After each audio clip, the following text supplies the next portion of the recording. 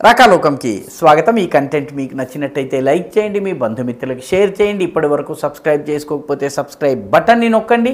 అదేవిధంగా పక్కనే ఉన్నటువంటి బెల్ ఐకాన్ని కూడా నొక్కడం మర్చిపోకండి।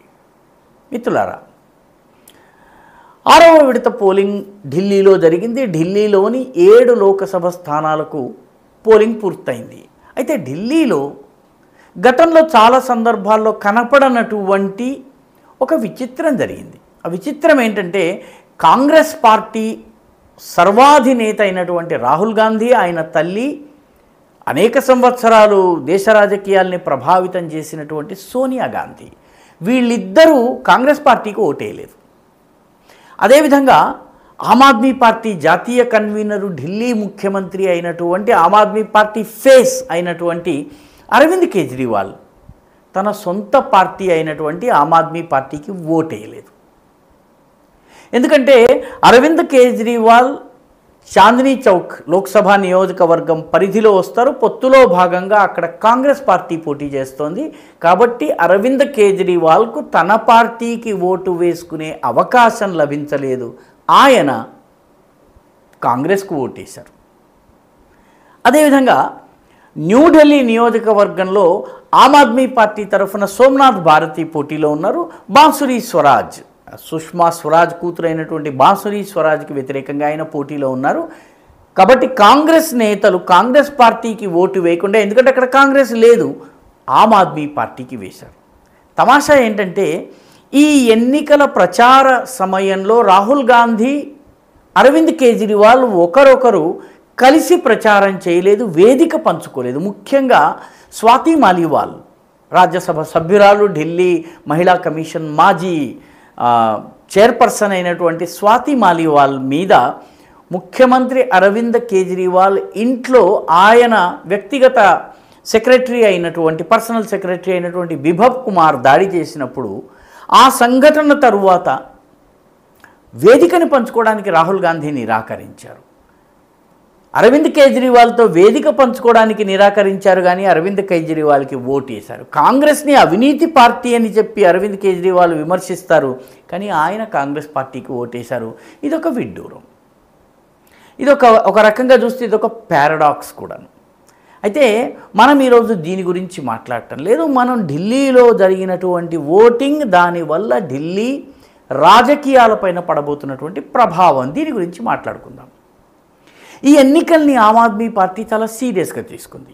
ఎందుకంటే ఆమ్ ఆద్మీ పార్టీ యొక్క సర్వా అధినేత, నేషనల్ కన్వీనర్ అయినటువంటి అరవింద్ కేజ్రీవాల్ ఢిల్లీ లిక్కర్ కేసులో జైల్లో ఉన్నారు।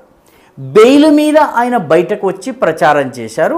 ఈ 4 స్థానాలు, పంజాబ్లోని కొన్ని స్థానాలు, లక్నోలో అఖిలేష్ యాదవ్ కోసం ప్రచారం చేశారు, కానీ ఆయన ఫోకస్ అంతా తన పార్టీ ఢిల్లీ నుంచి పోటీ చేసిన 4 స్థానాల మీదే ఉంది। ఎందుకంటే ఢిల్లీలో 7 స్థానాలు, ఇందులో 3 కాంగ్రెస్కి, 4 ఆమ్ ఆద్మీ పార్టీ తీసుకున్న ఈ 4 స్థానాల మీదే ఆయన ఫోకస్ ఉంది। కారణం ఏంటంటే, ఆయన ఈసారి ఎన్నికల్లో ఆయన పార్టీ అయినటువంటి ఆమ్ ఆద్మీ పార్టీ చాలా గట్టిగా ప్రచారం చేశారు। అరవింద్ కేజ్రీవాల్ని జైల్లో పెట్టడాన్ని వ్యతిరేకిస్తూ జైలుకు వ్యతిరేకంగా ఓటు వేయండి అని చెప్పి పిలుపునిచ్చారు। తండోపతండాలుగా ప్రజలు బయటకు వచ్చి ఓటేస్తారని వాళ్ళు ఆశించారు। అయితే చివరికి పోలింగ్ జరిగిన సరళి చూస్తే వాళ్ళకి చాలా బాధ కలిగింది। ఎందుకంటే ఢిల్లీలో సగటున ఈ 7 లోకసభ నియోజకవర్గాలు కలిపి జరిగినటువంటి పోలింగ్ 53-54%। ఉగ్రవాదము పెచ్చరిల్లి అనేక సంవత్సరాలు భారత వ్యతిరేక నినాదాలు వచ్చినటువంటి అనంతనాగ్లో కూడా పోలింగ్ శాతం 53 పాయింట్ చిల్లర శాతం। అంటే వేర్పాటువాదంతో బాధపడేటటువంటి అనంతనాగ్, ఢిల్లీలో పోలింగ్ సరళి సమానంగా ఉంది। ముఖ్యంగా న్యూఢిల్లీలో అయితే అనంతనాగ్ కన్నా తక్కువ ఉంది, కాస్త కొన్ని పాయింట్స్ 0.00 అలా కొంత తక్కువ ఉంది మొత్తం మీద। సో అరవింద్ కేజ్రీవాల్కి మద్దతుగా తండోపతండాలుగా ప్రజలు వచ్చి ఓటు వేస్తారని ఆశించినటువంటి ఆమ్ ఆద్మీ పార్టీకి కాస్త నిరాశ కలిగింది, ఎందుకంటే పోలింగ్ శాతం తగ్గింది।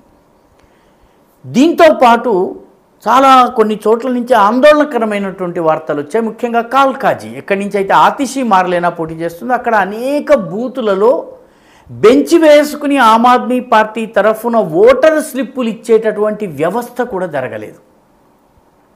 చాలా చోట్ల బూత్లలో పోలింగ్ ఏజెంట్లు కూడా లేరు అన్నటువంటి వార్తలు వచ్చాయి. దీంతో పోలింగ్ శాతం తగ్గడము, ఈ పోలింగ్ జరిగినటువంటి సరళిని గమనిస్తే ఇది ఆమ్ ఆద్మీ పార్టీ కోరుకున్నటువంటి ప్రచండ ప్రభంజన సునామీలాగా ఏమీ కనిపించటం లేదు. దీనికి తోడు ఆమ్ ఆద్మీ పార్టీ బాగా ఆశ పెట్టుకున్నటువంటి ముస్లిం జనాభా ఎక్కువగా ఉన్న ప్రాంతాల్లో కూడాను 50, 52, 55% పోలింగ్ మాత్రమే జరగడం, ఇవన్నీ కూడాను ఆమ్ ఆద్మీ పార్టీని కొంచెం ఇబ్బందుల్లో పారేసినట్టు తెలుస్తోంది. ఆమ్ ఆద్మీ పార్టీ నాయకులందరూ కూడాను పోలింగ్ జరిగిన తర్వాత సాయంత్రము ఢిల్లీలోని ముఖ్యమంత్రి నివాసం, దాని పేరు శీష్ మహల్, గాజుల మేడ, ఈ గాజు మేడలో సమావేశమయ్యారు. చాలా అర్ధరాత్రి దాటిన తరువాత వరకు కూడా ఈ సమావేశం జరిగింది. ఈ సమావేశంలో జరిగినటువంటి చర్చల్లో అరవింద్ కేజ్రీవాల్ మంత్రులందరినీ, ముఖ్యంగా ఆతిషి మార్లేనాని, అదేవిధంగా సౌరవ్ భరద్వాజ్ని, వీళ్ళిద్దరూ కూడాను ఏదో ఒక దశలో అరవింద్ కేజ్రీవాల్ జైల్లోకి వెళ్ళి రాజీనామా చేస్తే ముఖ్యమంత్రి కావాలని ఉవ్విళ్ళూరిన వాళ్ళు తరువాత ప్లేటు ఫిరాయించారు, అది వేరే విషయము. ఇంకా కొందరు ఎమ్మెల్యేలు వీళ్ళందరినీ కూడాను ఆయన చాలా బాగా గట్టిగా తిట్టినట్టు, కొన్ని చోట్ల దుర్భాషలాడినట్టు కూడాను వార్తలు బయట ఢిల్లీ అంతా కూడాను షికారు చేస్తున్నాయి ఇటువంటి కథనాలు. దీంతో పాటు ఈ పోలింగ్ శాతం ఈ రకంగా ఉన్నట్టయితే జైలుకి వెళ్ళమని ప్రజలు చెప్పకుండా చెప్పినట్టు అవుతుంది. పోలింగ్లో ఈ 7 సీట్లలో ఆమ్ ఆద్మీ పోటీ చేసినటువంటి 4 సీట్లలో 4 ఓడిపోయినా, అత్యధిక సంఖ్యలో ఓడిపోయినా, ప్రస్తుతం ఢిల్లీలో గత 2 సార్లుగా బీజేపీ క్లీన్ స్వీప్ చేస్తోంది. అదే ట్రెండ్ ఈసారి కూడా కంటిన్యూ అయినట్లయితే ఆమ్ ఆద్మీ పార్టీకి తలకొట్టేసినట్టు అవుతుంది. జైలుకు వ్యతిరేకంగా ఓటు అన్నటువంటి నినాదం వృధా అవుతుంది. పర్యవసానంగా అరవింద్ కేజ్రీవాల్ మళ్ళీ జైలుకు వెళ్ళక తప్పదు. ఈవెన్ అదర్వైజ్ ఆయన చిట్ట చివరి దశ పోలింగ్ కాగానే ఆయన జైలుకు వెళ్ళాలి.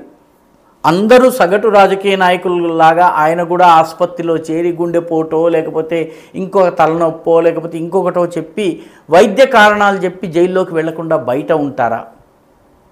లేదా జైలుకు వెళ్ళి వేరే వాళ్ళని ముఖ్యమంత్రి చేస్తారా? ఎందుకంటే ఈసారి ఆయన జైలుకు వెళ్తే ఒక 5 నెలలు 6 నెలలు లోపల ఉండే అవకాశం ఉంటుంది.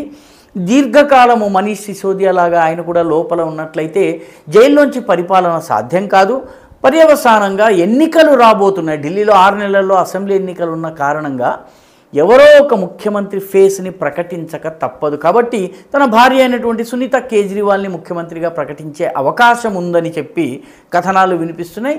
ఆమెని ముఖ్యమంత్రిగా ప్రకటించి ఆమెని సీఎం ఫేస్గా చూపించి జైల్లో ఉండి సానుభూతి ద్వారా ఎన్నికల్లో పోటీ చేయాలా అన్నది ఒక ఆలోచనగా కనిపిస్తోంది. ఆమె 6 నెలలే కాబట్టి ఎవరో ఒకళ్ళు రిజైన్ చేసి ఆమెకు సీట్ ఇస్తే ఆమె మళ్ళీ పోటీ చేసేటటువంటి అవకాశం కూడా లేదు. ఎందుకంటే 6 నెలలు మాత్రమే కాలపరిమితి గడువు మిగిలి ఉన్నప్పుడు ఎన్నికల సంఘం ఓటింగ్ జరిపించదు. కాబట్టి ఎమ్మెల్సీ అయ్యే అవకాశం లేదు. ఎందుకంటే ఢిల్లీలో కౌన్సిల్ లేదు, శాసన మండలి లేదు. కాబట్టి ముఖ్యమంత్రిగా ఎంపిక కాకుండా ముఖ్యమంత్రి పదవిలో ఆమె ఉండే అవకాశం ఉంది. ఆ రకంగా ఢిల్లీకి కొంచెం వేరే నియమాలు ఉన్నాయి. ఆ నియమాలు సునీత కేజ్రీవాల్ని ముఖ్యమంత్రిగా అంగీకరిస్తాయా? కాకపోతే వేరే ఎవరిని చేయాలి? ఎవరన్నా వేరే వాళ్ళని చేస్తే పార్టీ తన గుప్పెట్లో ఉంటుందా, బయటకు వెళ్తుందా? ఇటువంటి అనేక ప్రశ్నలతో చాలా అర్ధరాత్రి వరకు కూడా సమావేశం జరిగినట్టు, పార్టీలోని మెజారిటీ సభ్యులు అరవింద్ కేజ్రీవాల్ మళ్ళీ జైలుకు వెళ్ళడమే మంచిది, ఎంతో కొంత సానుభూతి వచ్చే అవకాశం ఉందని చెప్పినట్టు కూడా తెలుస్తోంది.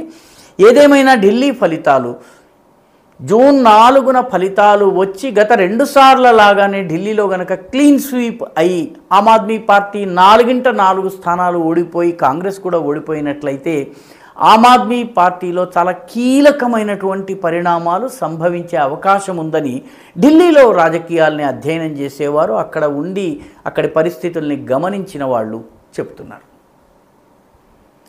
ఈ వీడియో మీకు నచ్చినట్టయితే లైక్ చేయండి, షేర్ చేయండి, ఈ ఛానల్కు సబ్స్క్రైబ్ చేయండి. మీ అభిప్రాయాన్ని కమెంట్ల రూపంలో తప్పనిసరిగా పంపించండి.